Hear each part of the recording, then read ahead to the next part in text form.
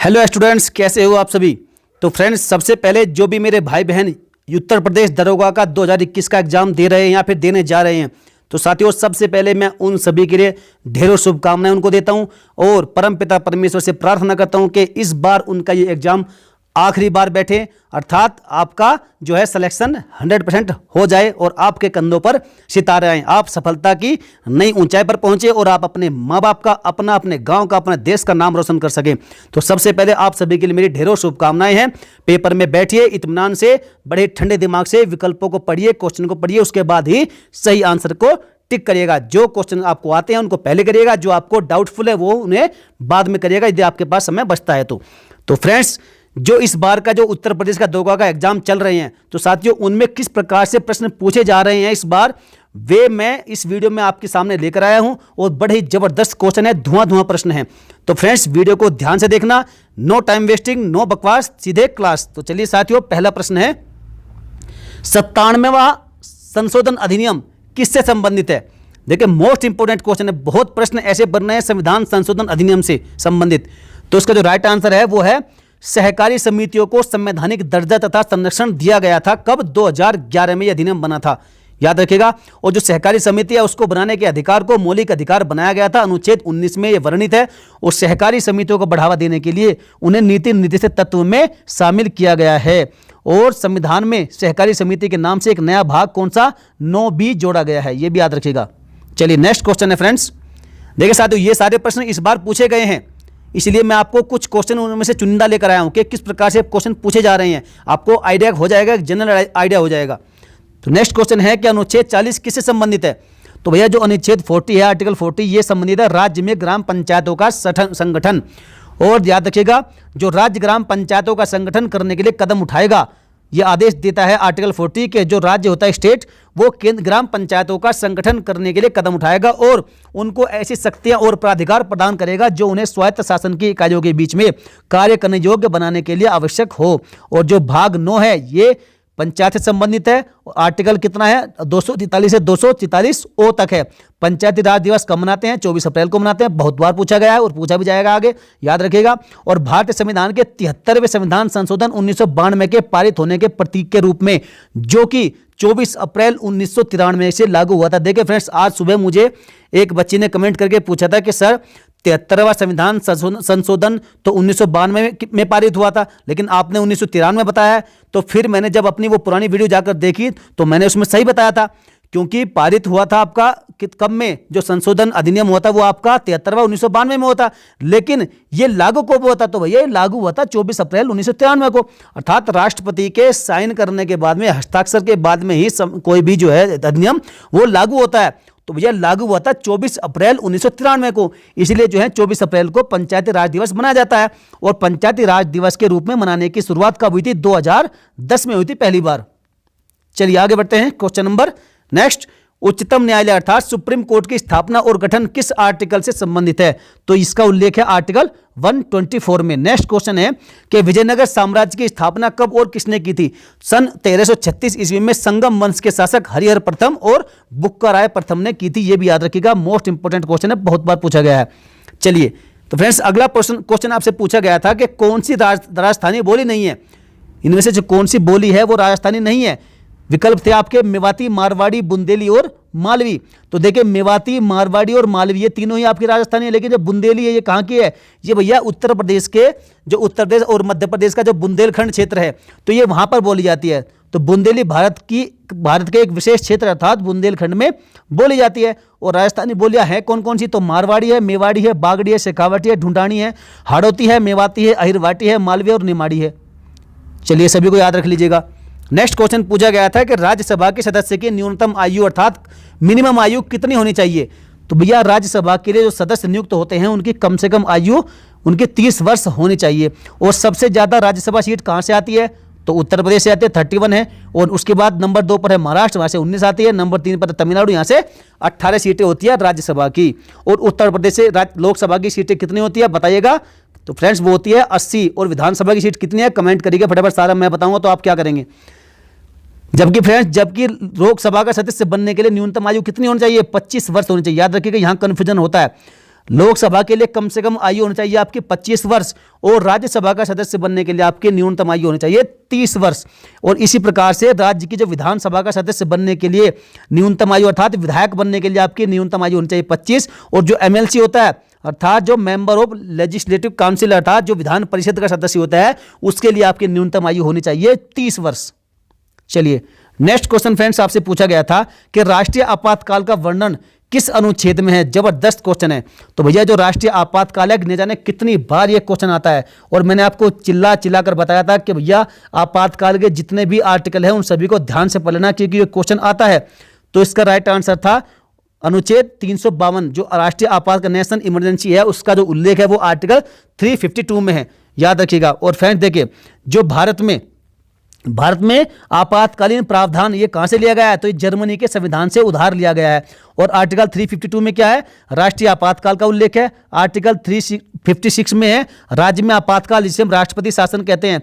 और नेक्स्ट है आर्टिकल 360 जो कि वित्तीय आपातकाल का इसमें उल्लेख किया गया है। चलिए नेक्स्ट क्वेश्चन था आपका जो पूछा गया था। देखिए फ्रेंड्स ये आपका बड़ा जबरदस्त क्वेश्चन है। यदि आपने मोटर वाहन संशोधन अधिनियम 2019 को ध्यान से पढ़ लिया, इसकी सारी धाराओं को याद कर लिया, तो मैं कहता हूं भाई साहब आपके 3 से 4 प्रश्न 100% आपके पक्के हैं, 100% छाप लीजिएगा आप। आपके 4 प्रश्न आपके जरूर आपके तैयार हो जाएंगे क्योंकि मोटर वाहन संशोधन अधिनियम 2019 ऐसा एक भी क्वेश्चन इसमें से नहीं है भैया जो प्रत्येक पाली में ना पूछा जा रहा हो। जो दरोगा एग्जाम चल रहा है उसकी कोई भी पाली है, कोई भी शिफ्ट है, तो भैया सारी शिफ्टों में इससे संबंधित 1 या 2 प्रश्न पूछे जा रहे हैं। और देखिए यहां भी आपका ये प्रश्न पूछा गया था इस पाली में भी कि मोटर वाहन संशोधन अधिनियम 2019 के अनुसार 18 वर्ष के नीचे बालकों को गाड़ी चलाने पर अर्थदंड कितना है, जो पैसा का जो दंड है कितना जुर्माना देना पड़ता है वो इसमें बताया गया है। तो फ्रेंड्स वो है 25,000 रुपये। यदि जो नाबालिग है अर्थात 18 वर्ष से नीचे का जो बच्चा है, बालक है, यदि वह गाड़ी चलाते हुए पाया जाता है तो भैया उस पर 25,000 रुपये का भारी जुर्माना लगाया जाता है। और याद रखिएगा साथ ही साथ यहां पर आपको अर्थदंड पूछा गया इसलिए मैंने सिर्फ 25,000 बताया, लेकिन जो मैंने ब्रैकेट में लिखा है ये भी इस पर लगाए जाते हैं। 3 साल की सजा, वाहन का रजिस्ट्रेशन रद्द। देखिए 3 साल की सजा होती है, वाहन का रजिस्ट्रेशन रद्द होता है और गाड़ी का मालिक और नाबालिग के अभिभावक दोषी माने जाएंगे और नाबालिग को 25 साल की उम्र तक लाइसेंस नहीं मिलेगा। ये सब फैक्ट याद रख लीजिएगा। और सीट बेल्ट नहीं पहनने पर 1,000 रुपये, दुपहिया वाहन पर 2 से ज़्यादा सवारी करने पर 1,000 रुपये, हेलमेट नहीं पहनने पर 1,000 रुपये और 3 महीने के लाइसेंस रद्द, निलंबित। नेशनल इमरजेंसी जो इमरजेंसी वाहन होते हैं उनको रास्ता नहीं देने पर कितना, 10,000 रुपये। बिना ड्राइविंग लाइसेंस के ड्राइविंग करने पर 5,000 रुपये, ओवर स्पीड पर 2,000 रुपये, खतरनाक ड्राइविंग पर 5,000 रुपये और दारू पीकर भैया मदिरा पान करके वाहन चलाने पर कितना, 10,000 रुपये और बिना इंश्योरेंस के गाड़ी चलाने पर कितना, 2,000 रुपये का चालान आपका हो सकता है। इतना आपका जुर्माना आपके ऊपर लग सकता है। तो इसलिए सभी को ध्यान से पढ़ना। इनकी कौन कौन सी धाराएं हैं मैंने पिछली वीडियो में पूरा बताया था और भी इसके अलावा बहुत से ऐसे प्रावधान हैं जो आपको याद होने चाहिए इस मोटर वाहन संशोधन अधिनियम 2019 से संबंधित। नेक्स्ट क्वेश्चन पूछा गया था भैया कि जायद की फसलों को कब बोया जाता है। तो भाई साहब जायद की फसलों को मार्च अप्रैल में बोया जाता है। और कब, खरीफ की फसल और रबी की फसल के बीच में बचने वाले समय के दौरान बोया जाता है जायद की फसलें। और जायद की फसलें होती कौन सी है, जैसे कि ककड़ी हो गया, खीरा, तरबूज और खरबूजा, तोरई, टमाटर, ये सब जो है अधिकतर जो पानी वाली फसलें हैं जिनमें पानी की मात्रा अधिक होती है तो उन्हें हम जायद की फसलें कहते हैं। और ये खरीफ और रबी फसल के दोनों के बीच में जो समय होता है उसमें बोई जाती है, अर्थात मार्च अप्रैल में ये बोई जाती है। चलिए नेक्स्ट क्वेश्चन था कि राज्य लोक सेवा आयोग के सदस्यों की नियुक्ति कौन करता है। देखिए ये प्रश्न भी आपका लगभग हर पाली में पूछा जा रहा है, या तो राज्य लोक सेवा आयोग का पूछा जाएगा या फिर संघ लोक सेवा आयोग का पूछा जाएगा। तो भाई साहब जो राज्य लोक सेवा आयोग के सदस्यों की नियुक्ति कौन करता है, तो संबंधित राज्य का राज्यपाल करता है। यदि मान लो उत्तर प्रदेश में राज्य लोक सेवा आयोग के सदस्य की नियुक्ति करनी है तो कौन करेगा, तो भैया राज्यपाल, उत्तर प्रदेश के राज्यपाल करेंगे। तो ऐसे ही जो है जो संघ लोक सेवा आयोग है, जो UPSC union public commission service है, उसके जो सदस्य हैं उनकी नियुक्ति करता है कौन, राष्ट्रपति। और राज्य मानवाधिकार आयोग के सदस्यों की नियुक्ति भी राज्यपाल के द्वारा की जाती है। देखिए राज्य, जहां राज्य शब्द जुड़ गया तो वहां राज्यपाल का ऑटोमेटिक उसका संबंध हो जाएगा। राज्य मानवाधिकार आयोग के सदस्यों की नियुक्ति कौन करेगा, राज्यपाल करेगा। और राज्य मानवाधिकार आयोग के अध्यक्ष एवं सदस्यों की नियुक्ति राज्यपाल अवश्य करता है, लेकिन भैया बर्खास्त करने का अधिकार किसको है, केवल राष्ट्रपति साहब को है। चलिए नेक्स्ट क्वेश्चन आपसे पूछा गया था फ्रेंड्स कि राष्ट्रपति के निर्वाचन की रीति क्या है। देखिए किस प्रकार से अर्थात किस प्रक्रिया के तहत राष्ट्रपति का निर्वाचन होता है। तो संसद के दोनों सदनों के सभी सदस्य निर्वाचित और मनोनीत एकल संक्रमणीय मत के द्वारा आनुपातिक जो प्रतिनिधित्व प्रणाली है उसके आधार पर मतदान के माध्यम से करते हैं। उसका उल्लेख किया गया आर्टिकल 55 में। यह भी क्वेश्चन पूछ सकते हैं कि राष्ट्रपति के निर्वाचन की प्रक्रिया का उल्लेख संविधान के किस आर्टिकल में, तो भैया वो आर्टिकल है आर्टिकल 55 में इसका उल्लेख किया गया है। और राष्ट्रपति चुनाव के विपरीत राज्य जो विधानमंडल का सदस्य होता है इसमें भाग नहीं लेते हैं। याद रखिएगा, राष्ट्रपति चुनाव के विपरीत राज्य विधानमंडल के जो सदस्य होते हैं वो इसमें भाग नहीं लेते हैं। और उपराष्ट्रपति का चुनाव निर्वाचक मंडल यानी इलेक्टोरल कॉलेज के द्वारा होता है। राष्ट्रपति चुनाव में राज्यसभा में राष्ट्रपति द्वारा जो 12 मनोनीत सदस्य होते हैं, जो 12 मनोनीत सदस्य राष्ट्रपति करता है, तो भैया वो चुनाव में वोट करने का अधिकार उनको नहीं होता है। ये स्पेशल फैक्ट है, याद रखिएगा। बहुत बार पूछा गया है कि राज्यसभा में राष्ट्रपति के द्वारा 12 मनोनीत सदस्यों को क्या राष्ट्रपति चुनाव में वोट करने का अधिकार है या नहीं, तो भैया नहीं है बिल्कुल भी। चलिए अगला प्रश्न इस प्रकार से धुआं है कि भारत के सुप्रीम कोर्ट में वर्तमान में कितने न्यायाधीश हैं। तो भैया अभी जो है 33 न्यायाधीश है और अधिकतम संख्या हो सकती है कितनी, 34 मैक्सिमम हो सकते हैं, और फिलहाल है 33। और सुप्रीम कोर्ट के जो सुप्रीम जज हैं, मुख्य न्यायाधीश है, उनका नाम क्या है, फटाफट से आप कमेंट बॉक्स में छापिएगा। The Supreme Court number of जजेज अमेंडमेंट बिल यह आया था 2019 में, और इसी बिल के द्वारा जजों की जो संख्या है वो 30 से कितनी कर दी गई, 33 कर दी गई थी। चलिए नेक्स्ट क्वेश्चन था आपका कि केंद्रीय चिड़ियाघर प्राधिकरण का गठन किस अधिनियम के तहत किया गया था। तो वो था वन्य जीव संरक्षण अधिनियम 1972 का, और इसकी धारा थी 38A के तहत किया गया था केंद्रीय चिड़ियाघर प्राधिकरण का गठन। कब, 1972 के अधिनियम के द्वारा। और केंद्रीय जो चिड़िया प्राधिकरण इसकी स्थापना कब की गई थी, तो भैया इसकी स्थापना की गई थी 1992 में। ये भी याद रखिएगा, दोनों यही फैक्ट बड़े मोस्ट इंपोर्टेंट है। गदर पार्टी की स्थापना कहां पर हुई थी, तो भाई साहब गदर पार्टी की स्थापना हुई थी अमेरिका के सैन फ्रांसिस्को के एस्टोरिया में। कब हुई थी, 1913 ईस्वी में हुई थी, और अंग्रेजी साम्राज्य को जड़ से उखाड़ फेंकने के उद्देश्य से इसका गठन हुआ था, इसकी स्थापना हुई थी। और इसे अमेरिका और कनाडा के जो भारतीय थे उन्होंने 15 जुलाई 1913 में सैन फ्रांसिस्को नगर में बनाया था। और सैन फ्रांसिस्को कहां पर है, अमेरिका में है। और जो पार्टी के संस्थापक थे वो संस्थापक अध्यक्ष थे वो थे सरदार सोहन सिंह भाकना। ये भी पूछा जाता है कि गदर पार्टी की स्थापना किसने की थी, तो भैया उसने वो की थी सोहन सिंह भाकना ने। और लाला हरदयाल थे इस पार्टी के सह संस्थापक। और गदर पार्टी की जो पहली बैठक हुई थी वो सैक्रामेंटो कैलिफोर्निया में अर्थात अमेरिका में ही दिसंबर 1913 में ही आयोजित की गई थी। चलिए नेक्स्ट क्वेश्चन है जो आपसे पूछा गया था कि उत्तर प्रदेश का लोक नृत्य कौन सा है। तो भैया विकल्प था उसमें चरकुला, और चरकुला था बिल्कुल राइट आंसर। और भी हैं जो उसके लोक नृत्य है, जैसे कि नौटंकी हो गया, रासलीला, कजरी, चापेली, ये भी सब उत्तर प्रदेश के ही कौन से लोक नृत्य हैं, फोक डांस हैं। नेक्स्ट क्वेश्चन था कि अपराधी पर कितने FIR लग सकते हैं, 4, 5, 6 या 7। तो आप इसका जो राइट विकल्प है, जो भी इसका सही उत्तर है वो आप कमेंट में करके हमें बताइएगा कि एक अपराधी पर कितने FIR लग सकते हैं। चलिए नेक्स्ट क्वेश्चन आपसे पूछा गया था फ्रेंड्स कि ग्राम पंचायत का कार्यकाल कितने वर्ष का होता है। तो बड़ा ही सिंपल है, आप सभी जानते हैं कि 5 वर्ष का होता है ग्राम पंचायत, और जो ग्राम प्रधान होता है उसका कार्यकाल। कालिंजर फोर्ट अर्थात कालिंजर किला कहां पर है, तो ये भी उत्तर प्रदेश में है, बांदा जिले में। चलिए नेक्स्ट क्वेश्चन आपसे पूछा गया था फ्रेंड्स कि देशद्रोह के लिए IPC की धारा कौन सी है।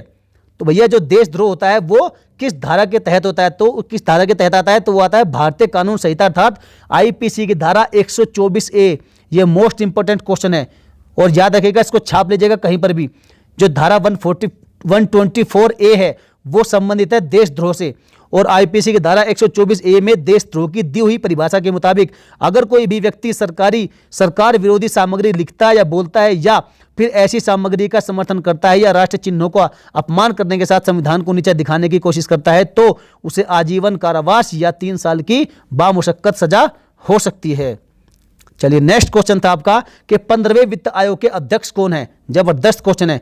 तो ये जो 15वां वित्त आयोग है उसके अध्यक्ष हैं NK सिंह, और ये रहेंगे 2025 तक, 2020 से 2025 तक ये रहेंगे NK सिंह। और जो 14 थी, जो 14वीं वित्त आयोग थी, तो उसके अध्यक्ष थे डॉक्टर YV रेड्डी। क्योंकि आपसे पूछ सकते हैं, मैंने आपको इसलिए लिख दिया क्योंकि कोई जरूरी नहीं है कि आपसे 15वें का ही पूछे, तो भैया 14वें का भी पूछ सकता है, और पहला भी पूछ सकता है। तो पहले थे KC नियोगी, और वित्त आयोग का उल्लेख किसमें है, तो आर्टिकल 280 में है, भारतीय संविधान के आर्टिकल 280 में, 280 में। नेक्स्ट क्वेश्चन आपसे पूछा गया था कि भारत का पहला ग्रीन हाइड्रोजन प्लांट, हरित हाइड्रोजन संयंत्र कहां पर स्थापित किया गया है। मोस्ट इंपोर्टेंट धुआं प्रश्न है। और जितने भी और भी कोई खासकर उत्तर प्रदेश वाले जितने भी हैं, कोई भी एग्जाम दे रहे हैं तो भैया वो तो इसको छाप लीजिएगा बिल्कुल, क्योंकि ये उत्तर प्रदेश में, ये मथुरा में स्थापित किया गया है। भारत का पहला है ये ग्रीन हाइड्रोजन प्लांट। और भारत की सबसे बड़ी तेल कंपनी कौन सी है? जो इंडियन ऑयल कॉर्पोरेशन लिमिटेड है, इसने ही देश का पहला ग्रीन हाइड्रोजन प्लांट मथुरा में स्थापित करने का इसका जो है प्रावधान इसमें है, अर्थात ये करेगी। नेक्स्ट क्वेश्चन था जो पूछा गया था कि मधुशाला के लेखक कौन है? बड़ा ही सिंपल क्वेश्चन था, हरिवंश राय बच्चन, जो कि अमिताभ बच्चन जी के पापा जी हैं। इन्होंने जो है मधुशाला का जो है लेखन कार्य किया था। नेक्स्ट क्वेश्चन था कि जो एमवे इंडिया है, जो एमवे कंपनी है, तो भारतीय एमवे अर्थात एमवे इंडिया का जो ब्रांड एम्बेसडर है उसे वो किसे बनाया गया है? तो भैया वो बनाया गया है साइखोम मीराबाई चानू को। चलिए नेक्स्ट क्वेश्चन आपसे पूछा गया था फ्रेंड्स कि भारतीय संविधान के किस भाग में नागरिकता का उल्लेख है? जो सिटीजनशिप का उल्लेख किस संविधान के किस भाग में है? तो भाग 2 में है। मोस्ट इंपोर्टेंट फैक्ट है, यहां से 1 या 2 क्वेश्चन पूछा जा रहा है हर पाली में। तो भैया जितने भी बच्चे आगे एग्जाम देने जा रहे हैं तो वो बिल्कुल मोस्ट इंपोर्टेंट ये क्वेश्चन है, इसको छाप लीजिएगा। और बाकी भी मैंने यहां पर लिख दिया, आप इनको पढ़ लीजिएगा कि भाग 1 में किसका है? संघ और उसके राज्य क्षेत्र। भाग 2 में मैंने आपको बताया नागरिकता। भाग 3 में मूलभूत अधिकारों का। और भाग 4 में राज्य के नीति निर्देशक तत्वों का उल्लेख है। भाग 4A में मूल कर्तव्य। भाग 5 संघ से संबंधित है और भाग 5 राज्यों से संबंधित है।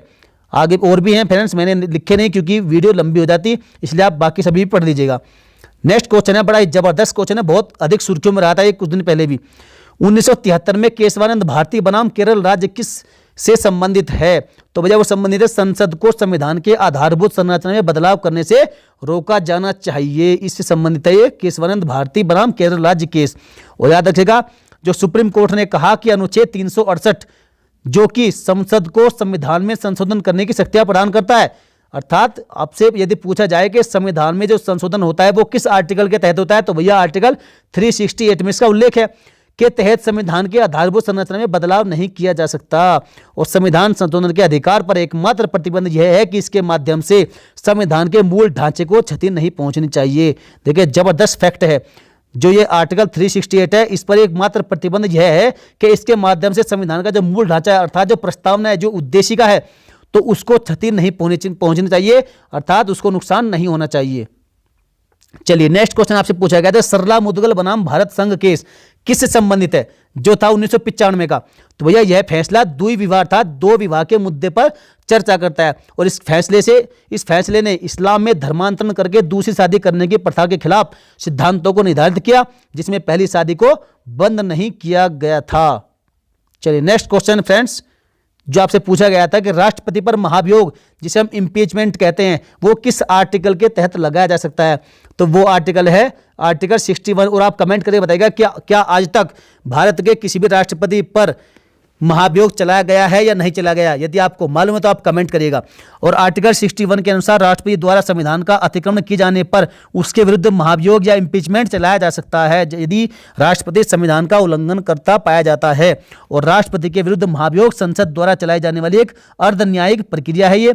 और महाभियोग क्या है? महाभियोग वह प्रक्रिया है जिसका इस्तेमाल राष्ट्रपति और सुप्रीम कोर्ट या हाई कोर्ट के जजों को हटाने के लिए किया जाता है। चलिए नेक्स्ट क्वेश्चन फ्रेंड्स आपसे पूछा गया था और यह क्वेश्चन भी आपका बहुत बार पूछा जा रहा है और हर पाली में लगभग हर दिन पूछा जा रहा है कि दल बदल विरोधी कानून किस संविधान संशोधन के तहत पारित किया गया था? तो वो किया गया था 1985 में 52वां संविधान संशोधन था। इसके माध्यम से 10वीं अनुसूची में से जोड़ा गया। और दल बदल विरोधी कानून में एक राजनीतिक दल को किसी अन्य राजनीतिक दल में या उसके साथ विलय करने की अनुमति दी गई है, बशर्ते कि उसके कम से कम 2/3 विधायक विलय के पक्ष में होने चाहिए। और इसके अलावा जो सदन का अध्यक्ष बनने वाला हो तो सदस्य होता है उसको भैया इस कानून से क्या है? छूट प्राप्त है। चलिए तो फ्रेंड्स वीडियो आपको कैसे लगी? मैंने आपको अभी तक नहीं कहा कि चैनल को सब्सक्राइब करिएगा। फ्रेंड्स यदि आपको वीडियो अच्छी लगी होगी तो आपको कंटेंट यूजफुल लगा होगा तभी आप मेरे चैनल को सब्सक्राइब करके बेल आइकन को प्रेस करिएगा, अन्यथा कोई आवश्यकता नहीं है। और यदि आपको वीडियो ईमानदारी से अच्छी लगी है तो वीडियो को लाइक करिएगा, अपने सभी भाइयों में, फ्रेंड्स में, दोस्तों में, ग्रुप्स में शेयर कर दीजिएगा। और यदि आपके पास कोई सुझाव है, यदि क्वेश्चन में कहीं भी मिस टाइपिंग हो गई है तो आप मुझे कमेंट करके जरूर बताइएगा। और फ्रेंड्स चलिए मेरी एक बार फिर से आप सभी के लिए ढेर सारी हार्दिक शुभकामनाएं। मैं उम्मीद करूंगा कि आपका सिलेक्शन जरूर हो और आप इसके बाद आपको किसी भी एग्जाम में ना बैठना पड़े, आपके कंधों पर सितारा हो और आप जो है उत्तर प्रदेश के दरोगा कहलाएं। चलिए फ्रेंड्स, जय हिंद, वंदे मातरम।